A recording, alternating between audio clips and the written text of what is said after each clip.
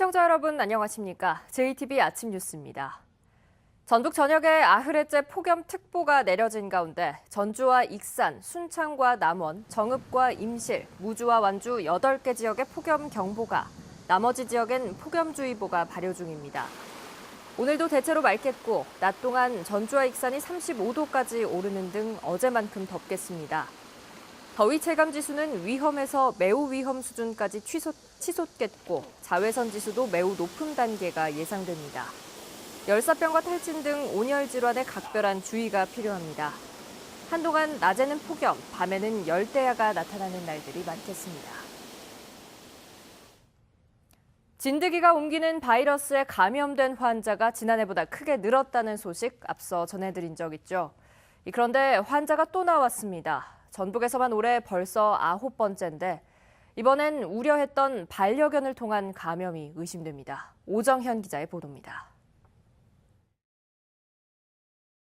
전주 사는 60살 여성 A씨가 몸에서 열을 느끼기 시작한 건 지난 10일. 상태가 악화되자 대학병원을 찾았고 17일 중증열성 혈소판 감소증 확진 판정을 받았습니다. 열이 나기 전 A씨는 허벅지에서 진드기에 물린 자국을 발견했는데 이보다 며칠 앞서 반려견에 붙은 진드기를 손으로 떼어줬던 것으로 알려졌습니다. 주택에 같이 있는 건 아니고요. 농장에 있는 반려견인데요. 최근에 기르는 개 몸에 진드기가 달라붙어 있는 거를 떼고 그런 적이 있으시다. A씨가 평소 텃밭일을 해왔던 만큼 반려견을 통해 감염됐다고 단정할 수는 없습니다. 하지만 반려견에 달라붙은 진드기가 환자 몸으로 옮겨 붙었거나 반려견 체액을 통해 전염됐을 가능성도 빼놓을 수는 없습니다. 실제로 최근 부산에서 발생한 SFTS 감염 환자의 반려견에서 진드기가 옮기는 바이러스 항체가 검출되기도 했습니다. 반려동물이 평상시와는 다르게 발열, 피부에 출혈 반점이 있다든가 구토, 설사, 마비 증상이 있을 때는 지체하지 마시고 가까운 지역 동물병원에 가셔서 진찰을 받으셔야 합니다. 보건당국은 반려견과 산책에 나설 땐 진드기 구제제나 기피제를 뿌려주고 외출 후엔 반려견을 목욕시켜 청결을 유지해달라고 당부했습니다. JTB 뉴스 오정현입니다. 임실군의 오염토양 정화시설이 추진되면서 환경부의 관련 지침에 대한 논란이 갈수록 커지고 있습니다. 임실군과 똑같은 상황에 놓인 경북 영천시가 석 달 전 환경부에 공문을 보내 관련 지침 개정을 요구한 것으로 확인됐는데요. 하지만 환경부는 지금까지 관련 민원을 받은 적이 없다고 밝혀 거짓 해명 논란까지 더해지고 있습니다. 정원희 기자입니다. 경기도의 토양 정화업체가 오염 토양 정화 시설을 지으려고 하자 주민들이 반발하고 있는 경북 영천시. 주민들은 이 시설의 허가권을 경기도가 갖는 것은 주민들의 뜻을 무시하고 지방 분권에 역행하는 악법이라며 분노하고 있습니다. 영천시 역시 환경부에 관련 지침을 문제 삼고 나섰습니다. 영천시는 지난 4월 정화시설이 추진되는 자치단체가 토양 정화업 변경 등록 허가를 직접 할 수 있도록 지침을 개정해달라는 공문을 환경부에 보냈다고 밝혔습니다. 본사가 유치한 자치단체가 다른 자치단체 정화시설 허가권을 갖는 것은 불합리하다는 겁니다. 지금 결정해가지고 현행은 소재지를 관할하는 도지사에 신청하게 돼 있는 거를 그 의견은 소재지를 관할하는 시장 군수에 신청하는 게 좋겠다고 원활한 업무를 추진하는데 어려움이 있다고. 하지만 아직까지 아무런 답변을 받지 못했습니다. 게다가 환경부는 관련 지침에 대해 자치단체에서 민원이 들어온 적이 없다고 밝혀 거짓 해명 논란이 일고 있습니다. 이런 제도상 관련해가지고 다른 자치단체에서 이렇게 민원이 들어오거나 그런 적은 없었어요? 그런 적은 없습니다. 영천시와 같은 상황에 놓인 임실군도 전라북도와 함께 환경부에 관련 지침 개정을 요구할 예정입니다. 거짓 해명 논란까지 더해진 환경부가 이번에는 어떤 답변을 내놓을지 주목됩니다. JTB 뉴스 정원익입니다. 익산 쌍릉 가운데 하나인 대왕릉 발굴 과정에서 나무 상자에 담긴 인골이 발견됐는데요. 이 인골을 분석한 결과 대왕릉의 주인이 백제 무왕일 가능성이 한층 높아졌습니다. 김진형 기자입니다. 두 개의 묘가 있는 익산 쌍릉 가운데 하나인 대왕릉입니다. 1917년 일제에 의해 도굴 수준의 첫 발굴이 이루어진 지 100년 만인 지난해 왕릉 한가운데에 위치한 석실문이 다시 열렸습니다. 시신을 안치한 현실 안에서는 인골이 담긴 나무 상자가 발견됐습니다. 나무 상자에 담긴 인골은 발굴 당시부터 논란에 휩싸였던 대왕릉의 주인을 밝혀줄 결정적인 단서가 될 것으로 보여 비상한 관심을 끌어왔습니다. 국립부여문화재연구소가 수습한 인골을 분석한 결과 60대 전후의 남성으로 키는 1m 61cm에서 1m 70cm로 추정하고 있습니다. 인골의 사망 시점은 620년에서 659년으로 산출했습니다. 이 시기와 겹치는 백제 임금은 제2 41년 만인 641년에 숨진 무왕이 유일합니다. 국립부여문화재연구소는 익산 대왕릉의 구조가 백제 문형 왕릉인 부여능산이 거분과 같은 데다 유골의 연도와 출토된 유적 등을 종합해 검토한 결과 무왕일 가능성이 높은 것으로 보고 있습니다. 거기에서 나온 자료를 가지고 방사선 탄소연대 측정을 해봤거든요. 이제 그게 무왕 제2연간하고 일치한다는 겁니다. 따라서 이 인골의 연대가 무왕이라고 하는 것과 일치할 수밖에 없는 것이죠. 국립부여문화재연구소는 좀 더 정확한 확인을 위해 대왕릉과 소왕릉 그리고 주변 지역에 대해서 추가적인 발굴 작업을 이어가고 있습니다. JTB 뉴스 김진영입니다. 전북 등 전국 10곳에 만들어진 혁신도시가 국가균형발전의 거점으로 육성됩니다. 이른바 혁신도시 시즌2 사업인데 국가균형발전위원회가 전북에서 전문가 간담회를 열었습니다. 권대성 기자가 보도합니다. 수도권과 비수도권의 격차를 줄이기에 전북 등 전국 10곳에 만들어진 혁신도시. 147개의 공공기관이 이전하면서 인구 유입과 지역인재 채용 등의 효과가 나타나고 있습니다. 새로운 도시, 새로운 정주 여건을 가진 글로벌 도시로 육성해 나가는 것이 혁신도시의 궁극적인 목적입니다. 하지만 아직 갈 길이 멉니다. 정부가 이른바 혁신도시 시즌2 사업을 추진해 성장과 국가균형 발전의 거점으로 삼겠다고 나선 이유입니다.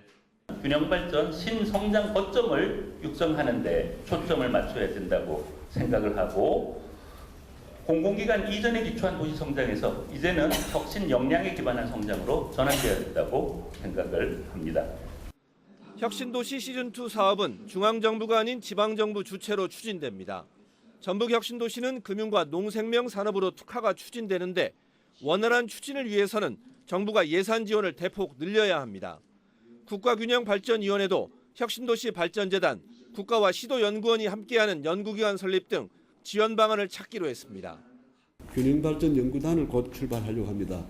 연구원이 가지고 있는 모든 지적 자산을 총동원해서 앞으로 혁신도시를 어떻게 설계하고 혁신도시 확장을 위해서는 특화 발전 사업에 대한 규제 완화와 더불어 교육, 교통 등 정주 여건의 완성을 위한 국가적 지원도 필요하다는 지적입니다. JTB 뉴스 권대성입니다. 대입 수능 시험의 세부 계획이 확정되면서 본격적인 수능 레이스가 시작됐습니다. 올해는 수시 선발 비중이 역대 최고여서 남은 기간 치밀한 입시 전략이 필요합니다. 조창현 기자입니다. 수능 시험이 넉 달 앞으로 다가온 고3 교실은 긴장감이 팽팽합니다. 기말고사가 끝나고 본격적인 수시 모집 준비가 시작되면서 수험생들은 쉴 틈이 없습니다. 저는 학생부 종합전형을 준비를 하고 있는데 저는 자기소개서랑 생활기록부 반영이 되는 만큼 방학 기간에는 그런 부분을 더 비중으로 두어서 준비를 하고 나머지 시간에는 정시 공부를 하는 방향으로 가고 있고요. 올해도 수능은 국어와 영어는 공통, 수학은 선택형으로 치러집니다. 한국사는 필수 영역으로 응시하지 않으면 시험이 무효 처리됩니다. 영어와 한국사는 절대평가로 치러지며 EBS 연계율은 70%대를 유지합니다. 출제 논란을 줄이기 위해 수능이 끝난 뒤 문항별 교육과정 성취 기준도 공개됩니다. 6월 모의평가 결과를 분석해보면 올해 수능은 국어와 영어가 변수가 될 것으로 보입니다. 올해 대학들은 수시 모집을 통해 역대 최고인 정원의 76%를 선발할 예정이어서 학생부 영향력이 그 어느 때보다 커질 것으로 보입니다. 진학 교사들은 여름방학을 포함해 앞으로 남은 기간에 수능 최저 등급을 맞추기 위한 전략을 어떻게 짜느냐가 마지막 승부처가 될 수 있다고 조언합니다.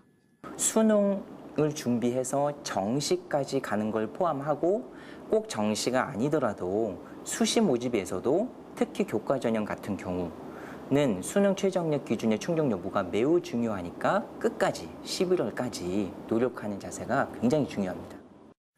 올해 수시 원서 접수는 9월 10일부터 시작되며 모두 6차례 지원이 가능합니다. 2019학년도 수능시험은 11월 15일에 치러지며 성적표는 12월 5일 개인별로 통보됩니다. JTB 뉴스 조창현입니다.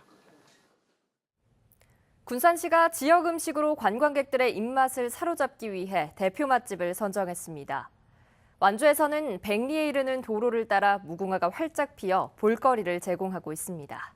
나금동 기자입니다.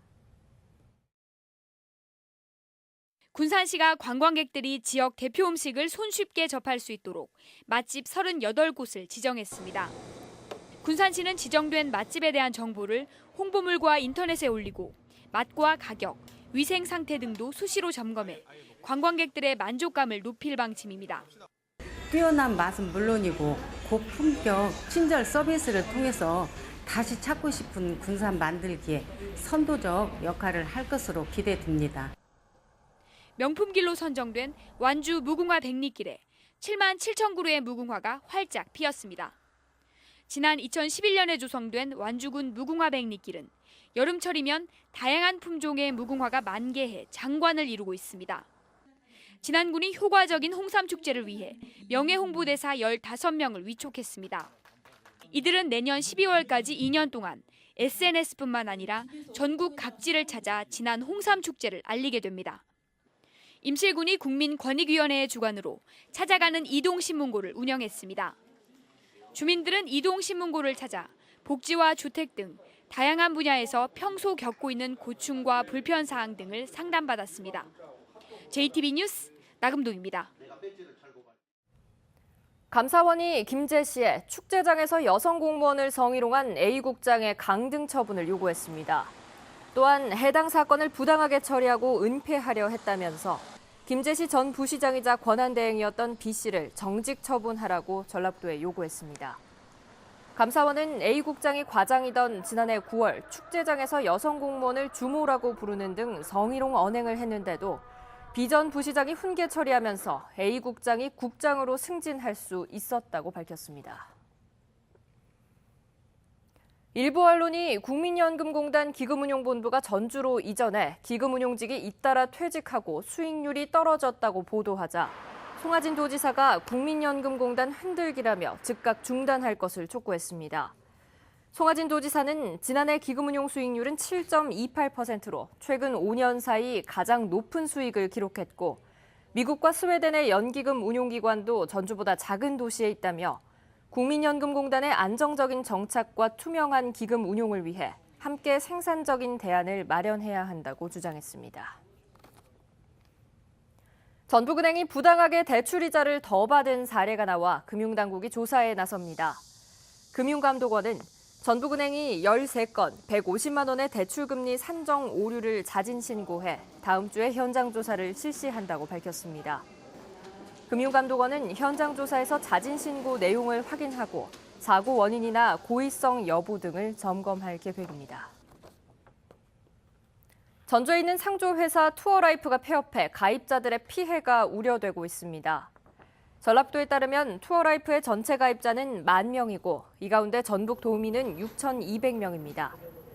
전랍도는 가입자는 그동안 납입한 선수금의 50%를 돌려받거나 다른 대형 상조회사를 통해 기존 서비스를 그대로 받을 수 있다며 이 같은 내용을 한국여성소비자연합 전북지회에 설치된 피해보상센터에서 확인할 수 있다고 밝혔습니다.